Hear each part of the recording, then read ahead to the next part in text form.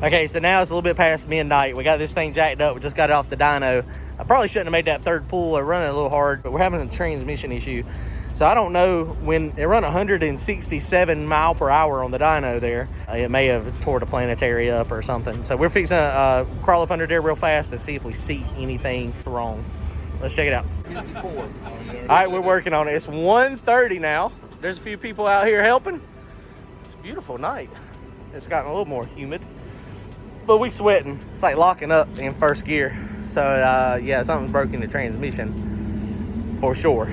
So we almost got it out. We just got a few more bolts and torque converter bolts, and this thing will be out. Brian, I call my buddy Brian over at B&K Performance. He's got everything, it seems like.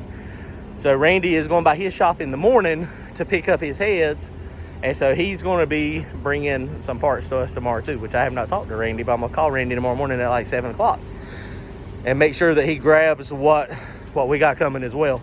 So I don't know if we'll have enough parts to fix it. It kind of depends on what is broke when we crack open the transmission. So we got the transmission out. So we are about to transmission power glide build 101 right here on the table. Well, we're going to see what's wrong with it anyway. Brian's bringing us parts and pieces, so we'll see what happens.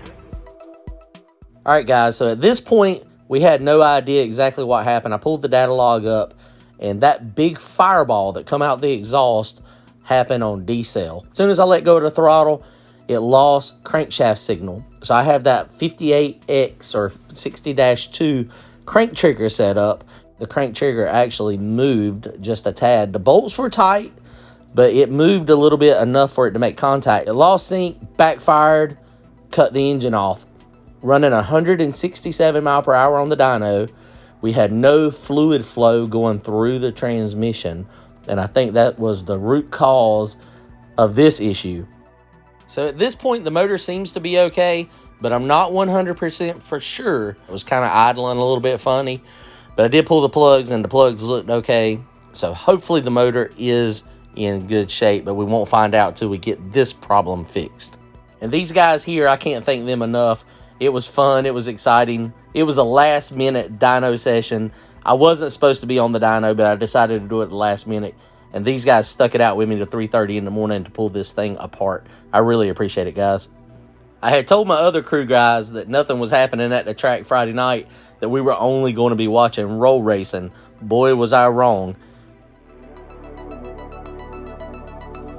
And it looks like the car exploded. It's only, what do you say, 2:15?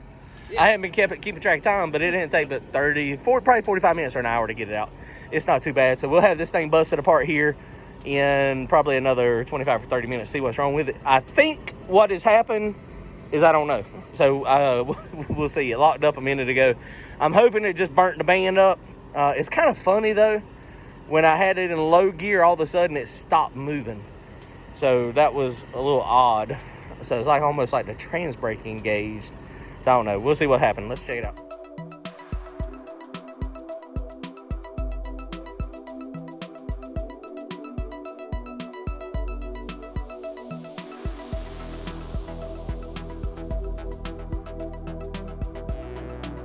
All right, guys, I don't know if y'all can see this real good. Oh, yeah, you can.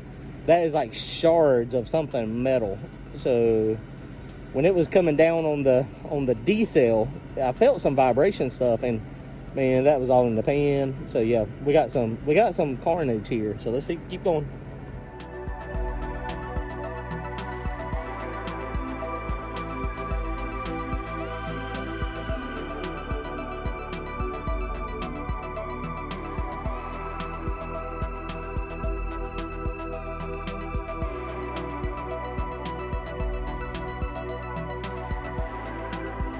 All right, guys, so we definitely have a planetary issue. See, the planetary is 100% locked up. That's why when we were putting it in gear, when it was in first gear, it would not work. But when we put it in high gear, what it does is locks up the hub, and that turns 1 to 1. So it would go in second gear. So Brian is, man, it's like, what time is it now? 2:30? No, 2:45? I don't know what time it is. 2:50. Okay, we got 10 more minutes of light. He said he's cutting off the light.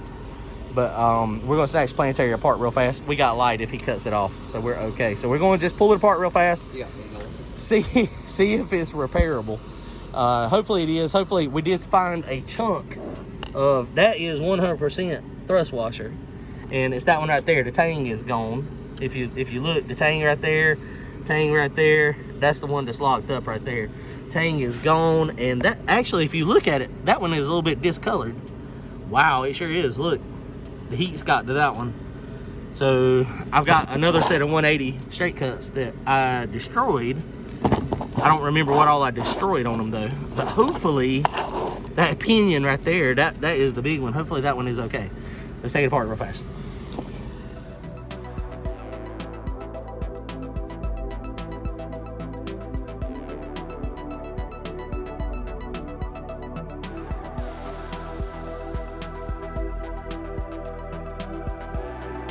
All right, guys, so we got the transmission completely apart. It is exploded on our workbench here, and planetaries is the problem. And that one right there, one of these is not like the other.